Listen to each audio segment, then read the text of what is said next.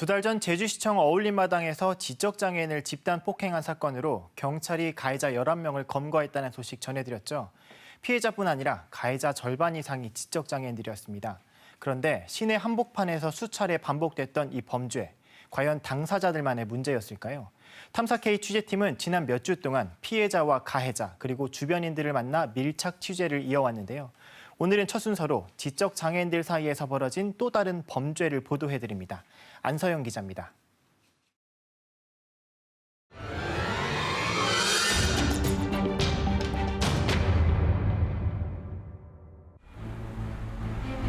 수개월 동안 조폭 행세를 하며 지적장애인들을 집단 폭행한 일당이 경찰에 붙잡혔습니다. 잡고 보니 피의자 11명 가운데 5명은 지적장애인이었습니다. 경찰이 이곳을 찾는 지적장애인들을 대상으로 조직폭력배 행세를 하며 폭행을 휘두른 일당 11명을 붙잡아 5명을 구속하고 6명을 입건했습니다. 답답해서 나왔는데 그 사건에 이제 포함이 된 것 같아요. 친구도 노래 잘 먹고 그래서 친구라 해봤자 저분들밖에 없으니까 어쩔 수 없게 다시 모이게 되는 거죠. 저는 좀 안타깝죠. 그러니까 외로워서 그렇지 않았나 싶어요. 저 조수는 좀 너무 힘들어요. 24시간 붙어 있을 수 없잖아요. 얘네가 할 일이 없잖아요. 거기 가면 대화를 할 수 있다. 이야기를 나눌 수 있다라는 거예요. 장기간에 걸쳐서 피해를 입으면서도 신고나 직접적인 어떤 조치들을 스스로 할 수 없었고 아무도 모르는 것뿐이지 이런 얘기 자주 일어나긴 했었어요. 그랬습니다.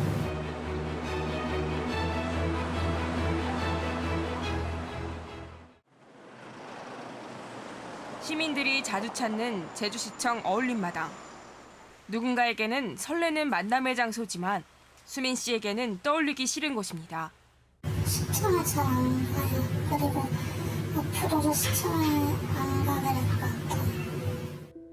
최근 제주시청 일대에서 지적장애인을 상대로 범행을 일삼아온 11명이 경찰에 검거됐습니다.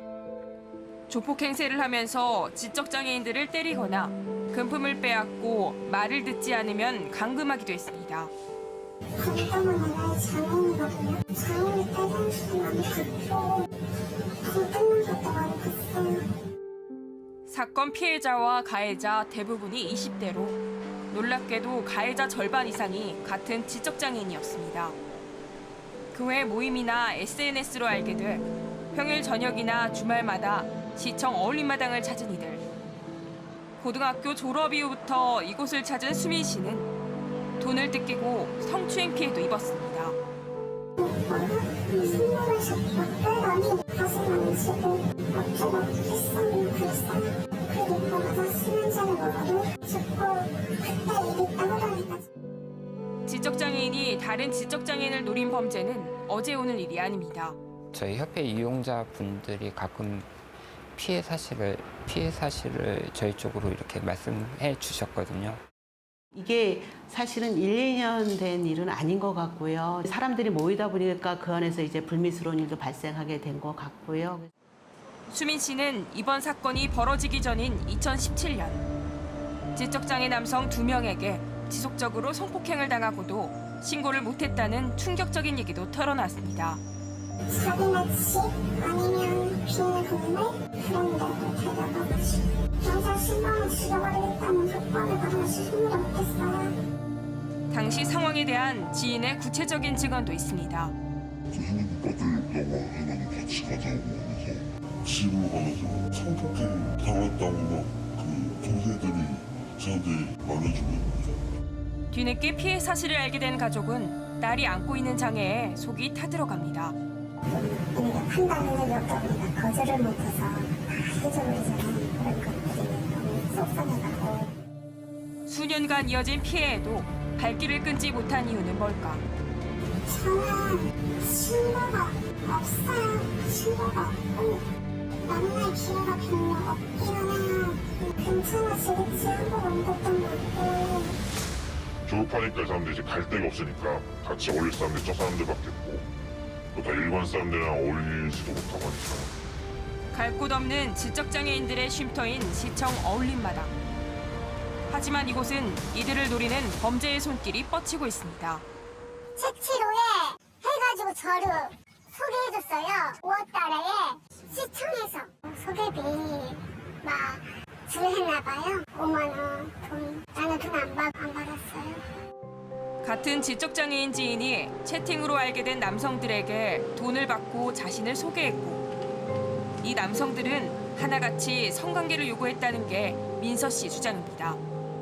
비디오방 가고 해봤어요. 막 성관계하고 하기 싫었는데 나빴어요. 집에 데려주자 했는데 또 성관계 하나씩 해서 나빴어요. 기분 나빴어요. 사귀지도 않았고 성관계 하는 이유는 모르겠어요. 또 다른 지적장애 여성도 성매매 피해를 당할 뻔했다고 털어놓습니다. 진짜 조건 만나라는 거 전 안 하겠다고 하니까 나 남자친구도 없는데 왜 안 하냐고 하면서 막 저한테 막 협박하고 이라고 하면서 심지어 지적장애 남성의 강요에 의해 혼인신고를 올린 사례도 있습니다. 혼인신고 하고 싶다고 해가지고 그 저는 무서워가지고 그 같이 억지로 했거든요. 때리고 막 그때 맞았거든요. 어떻게 맞았어요? 밀치단에 싸대기 맞았어요. 비정상적인 혼인관계를 이어가던 은지 씨는 가족의 도움으로 악몽 같던 생활에서 겨우 벗어날 수 있었습니다. 저희 가족들 다 알아가지고 오빠가 만나가지고 이혼해달라고 했는데 안 해준대요. 그래서 결국 저희 오빠가 법원 가가지고 이혼 소송을 걸었어요. 폭력과 갈취, 성범죄에 무방비로 노출된 지적장애인들. 문제는 드러난 피해가 빙산의 일각에 불과하다는 점입니다. 그래서 장기간에 걸쳐서 피해를 입으면서도 그에 대한 신고나 직접적인 어떤 이런 조치들을 스스로 할 수 없었고 그것이 그로 인해서 은폐되고 장기화됐다라는 데 문제 심각성이 있다고. 경찰 수사로 가해자 일부가 처벌을 받게 됐지만 피해자들이 여전히 불안에 떨고 있는 이유입니다.